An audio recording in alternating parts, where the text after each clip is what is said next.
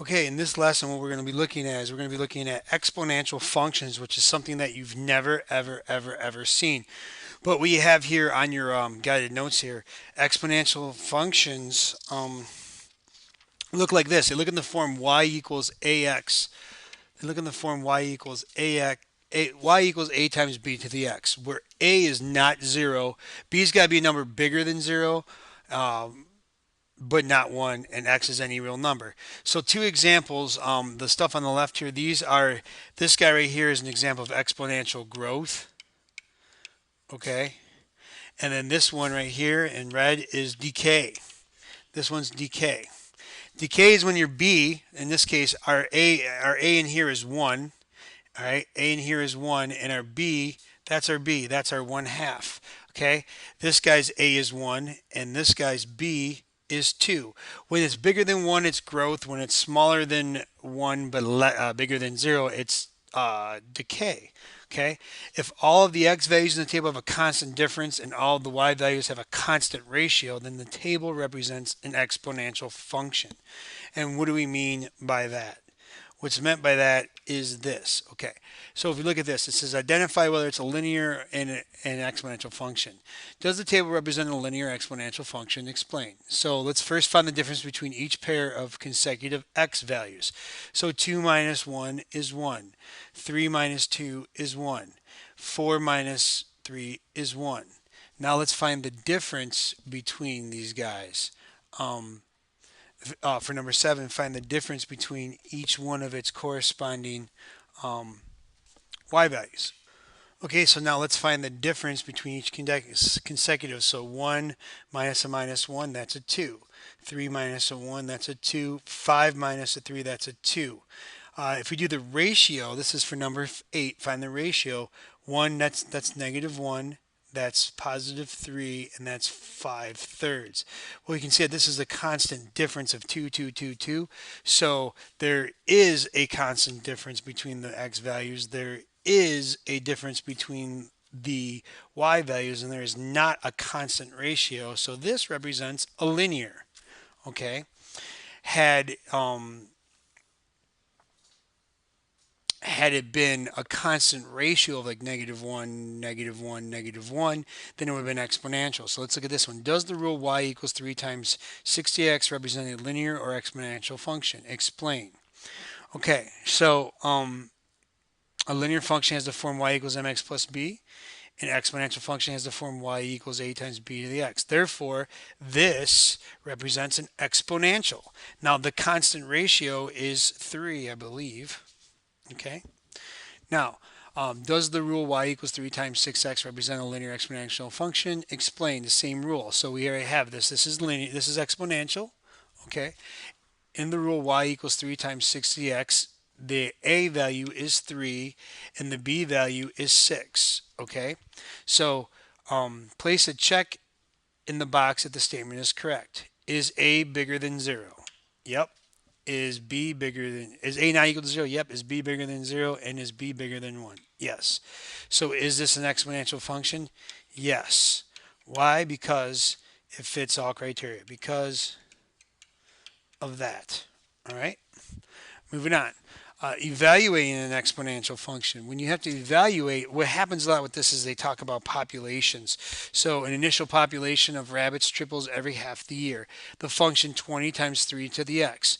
This 20 is the initial population, and since it triples, it's 3. Gives the population after x half-year periods. How many half-year periods will there be in 3 years? So in 3 years, there are how many half-year periods? Well, 6, I guess, right? Because how many 6-month periods are in 3 years? So 6, 12, 18, 24, 30, 36. So there's 6. Complete the steps to evaluate the function. 20 times 3 to the x is equal to 20 times 3. Substitute the number of half-year periods. So that'd be 6. So then it's 20 times 3 to the 6. So you have to evaluate that power. So you take 3 to the 6th power,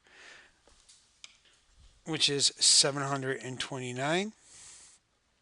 So 729 times 20. there is 14580. So there's 14,580 rabbits. That's a lot of rabbits.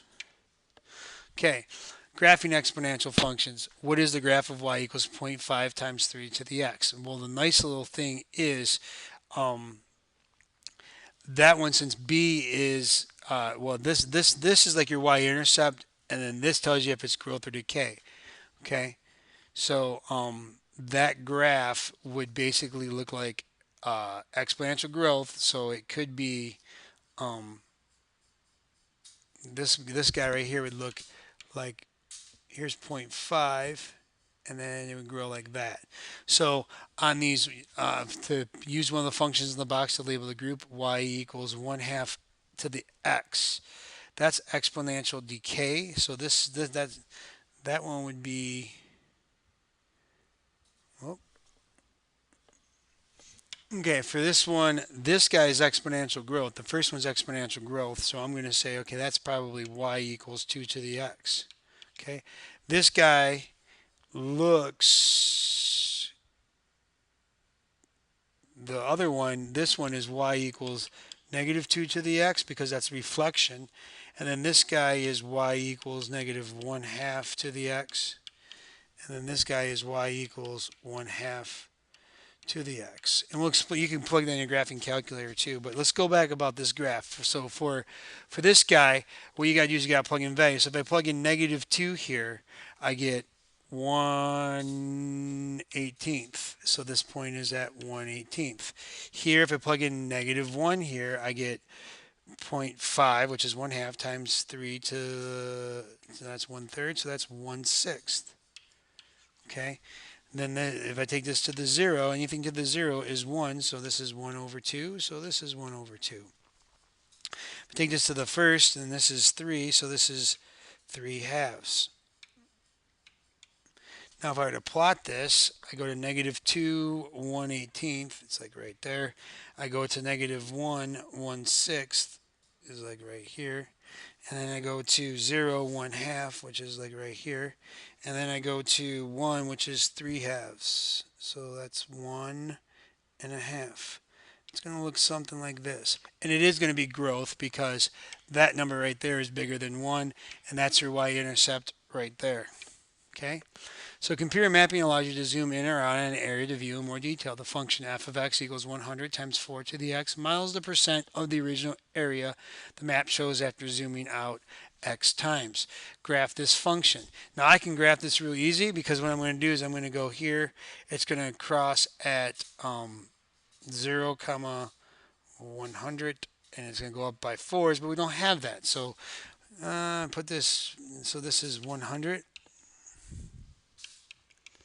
And then 100 to the 4 to the 1 power. So that's 4. That's going to be 400. So there's 400.